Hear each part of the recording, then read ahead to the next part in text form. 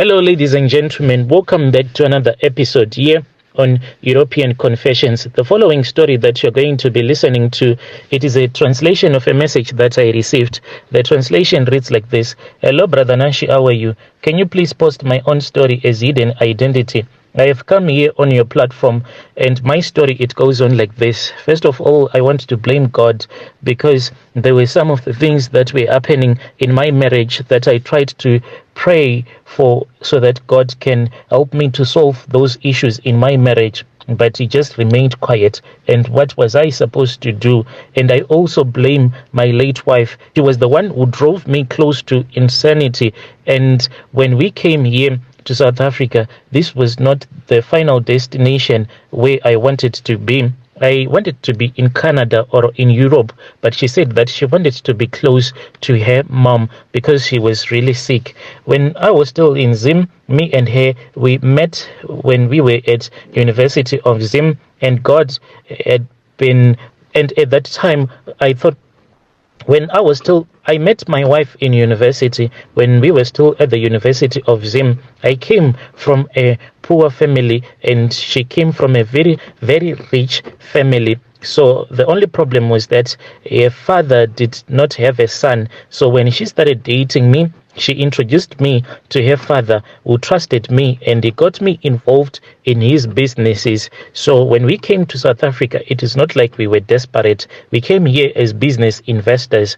Well, Brother Nashi, when I was in this land, my wife, she then started refusing to make love to me because she had been diagnosed with cancer. So the medication that she was on, it was giving her low libido. I tried to pray. Sometimes I would go for months and months without making love to my wife. And you know that as a man, you can never go for more than 2 months without making love to your wife. You can never be normal. So what I started to do was I would go online in that area where me and my wife were staying. I would then search for some South African escorts. And at that time, I told myself that I just wanted a white woman. And that was what I was getting. And most of them, they were really expensive.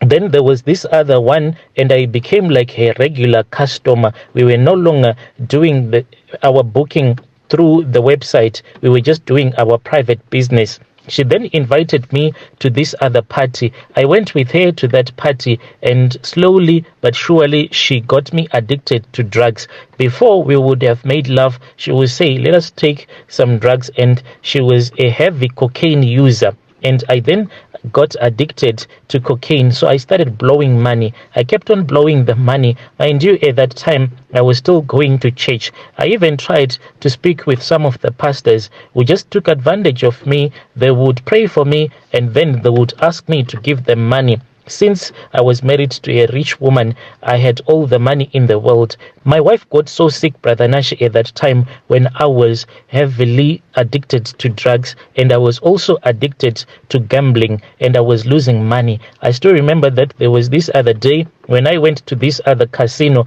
I lost almost 200K in one night. So for me to replace that money, that was when I thought of seeking some charms to boost the businesses, because I was no longer in control of the businesses, and the people that I had placed in charge of the business, they were taking advantage of me because they knew that I was a drug addict. So I went to this other Zangoma whom I had met at church. The funny part about it, we met in church. And I went to his place. He then gave me some charms that I was supposed to use in my business. So he then gave me some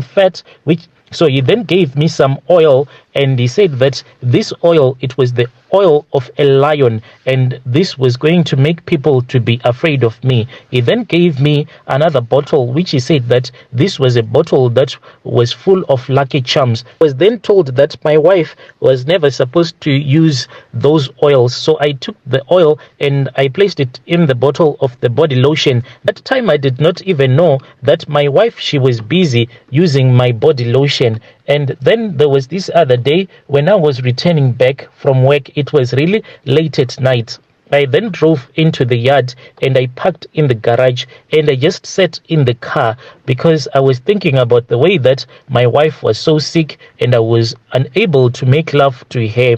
even though I was sleeping with this beautiful escort, but I still needed to make love to my wife. Whilst I was just sitting in my car thinking, that was when I saw a snake. I saw this snake, Brother Nashi. It was at the back seat. I wanted to scream, but this snake then spoke with me. After this snake had spoken with me, it told me that it was now my wife, but it was going to give me money, and it wanted me to sacrifice my wife. I wanted to scream, but that snake then came and it entered into my body.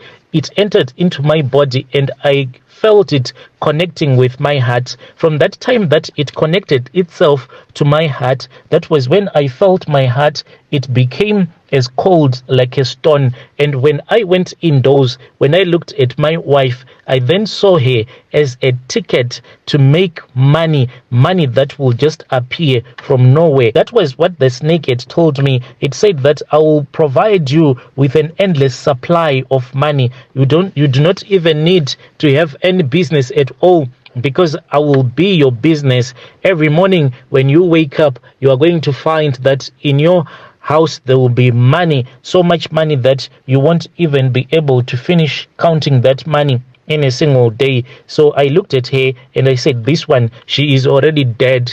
Cancer has finished her off. Let me just assist God so that she can die. So let me play God. And then that snake told me that I was supposed to go and buy a doll, like just a normal Barbie doll. I bought that Barbie doll and I returned with it to the traditional healer. The traditional healer told me that he had seen everything that had happened in the mirror, and he said that you are such a strong man, because most of the people, when their tokologists start to speak with them, they can even lose their minds for a couple of days until I would have sorted them out. He then took that Barbie doll from me and he started to sprinkle it with some charms. After that, I saw the face of that Barbie doll. It changed and it became the face of my wife. And then I was given a knife. I was told that just like we slaughter a chicken, I had to slaughter my wife. So as I was holding her by the neck,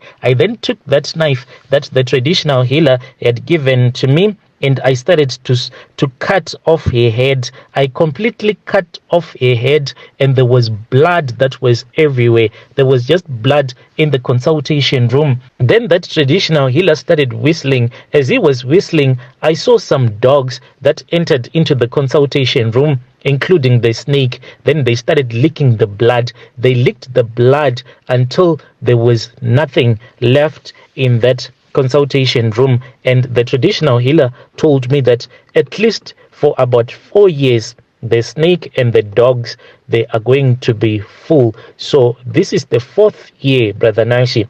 I am still waiting for this snake to tell me whom else am I supposed to sacrifice. But I am thankful for that traditional healer, because he gave me some charms. I never went to rehab. He just gave me some charms. And he said that when you are a ritualist, you need to be sober-minded at all the times. You cannot be a drug addict and a ritualist at the same time. He gave me some herbs that cleansed my system. And at that time, that was when I realized that addiction, drug addiction, it is spiritual. Because when I was being cleansed by that traditional healer, I vomited this other creature that I can't even explain. And he told me that when one becomes a drug addict, that demonic creature, it goes and it gets stuck at the back of your mind, and it will be the one that will be controlling you, and it will be feeding on your addiction.